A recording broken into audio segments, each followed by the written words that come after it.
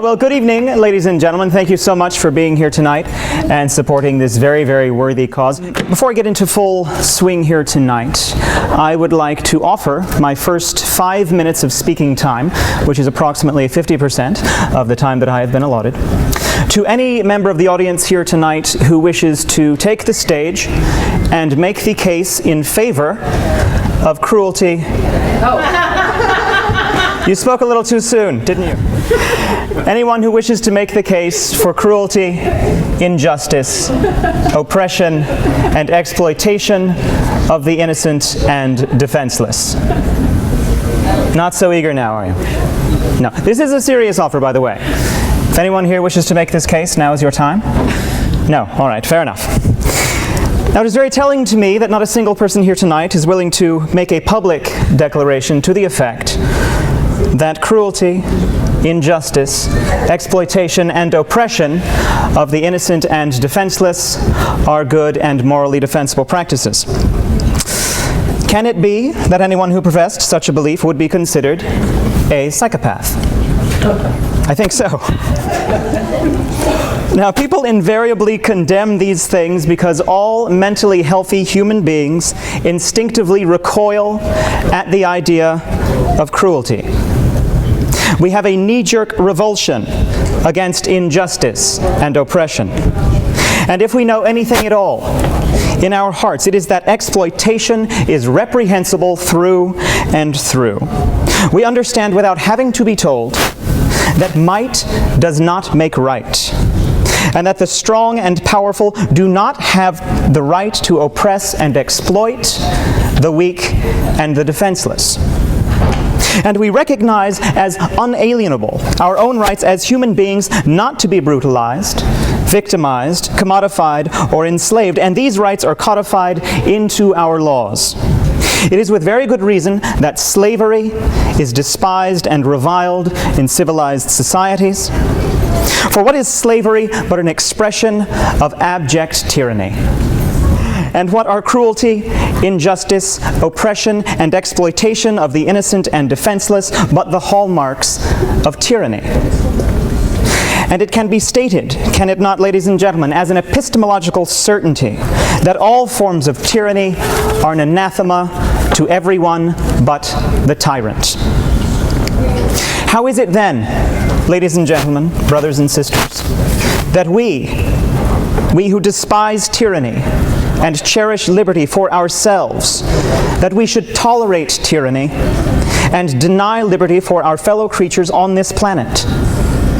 Why should we exclude from our consideration sentient beings who, like us, possess consciousness, feel pain, have intelligence, experience emotions, form social bonds, and who, we have every reason to believe, value their own lives every bit as much as we value our own?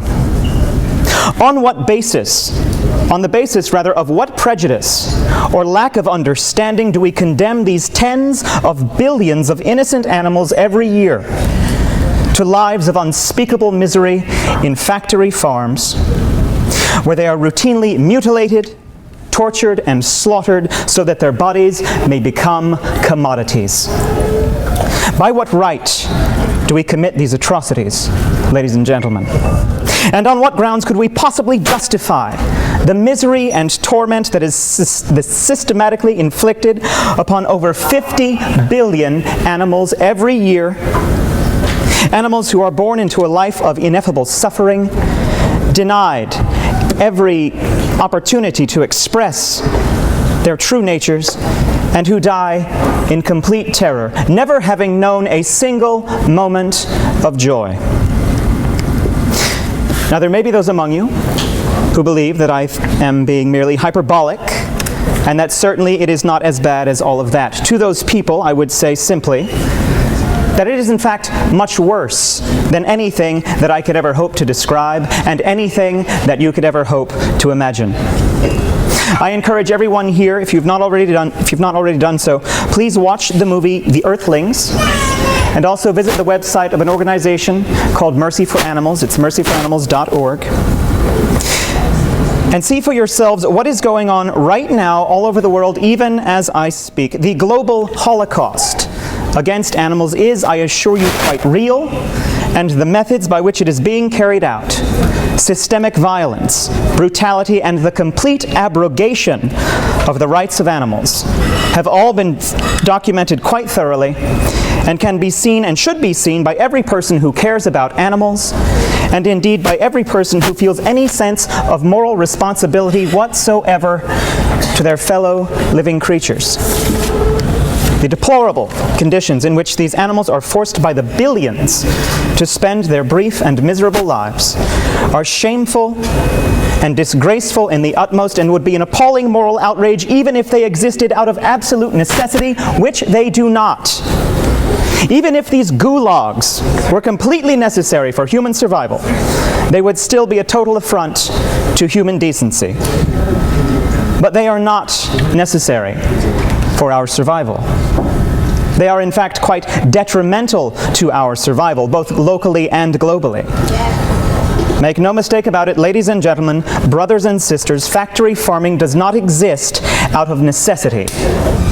Factory farming exists because there are people who believe that their own gastronomic preferences are more important than the lives of animals, and because there are people who have not yet made the connection between the food on their plate and the suffering involved in producing it. I suspect that the latter greatly outnumber the former, but my question for anyone who eats meat, eggs, or dairy is this: is it moral to revoke the life of a sentient being for no other reason than that you have a certain fondness for the taste of its muscles, organs, and bodily secretions? I asked myself that question roughly 22 years ago, and the answer was no. It was at that point that I became a vegan, and I have to say it is the best decision that I've ever made. Now, thank you. Thank you. Now, I am here to posit tonight, ladies and gentlemen, that is in fact the only reasonable and humane answer to the question. And furthermore, I believe that once you have acknowledged that cruelty, injustice, oppression, and exploitation of the innocent and the defenseless are abominable practices, that they are antithetical to the values of liberty that any healthy society must strive to uphold, and that they are the concomitants of tyranny, then the only reasonable and humane response that a rational and compassionate person can have toward the factory farming system is to reject it and to go vegan. And ladies and gentlemen, this is no time, thank you very much, this is no time for half measures. And I can assure you that the billions of animals who are even at this very moment suffering and perishing in excruciating agony to slake the world's appetite for meat, eggs, and dairy will not be helped by your indifference, by your moral alibis, by your belief that this is somehow someone else's problem. They desperately need your help, they need it today, and the single best thing you can do to help them is to go vegan. So I encourage you, ladies and gentlemen, brothers and sisters, to join me and the millions of other people around the world who have already decided to extend their circles of compassion beyond their own species, and who have embraced the life ethic of loving kindness, justice, and mercy that is the vegan lifestyle. I thank you for your time, ladies and gentlemen.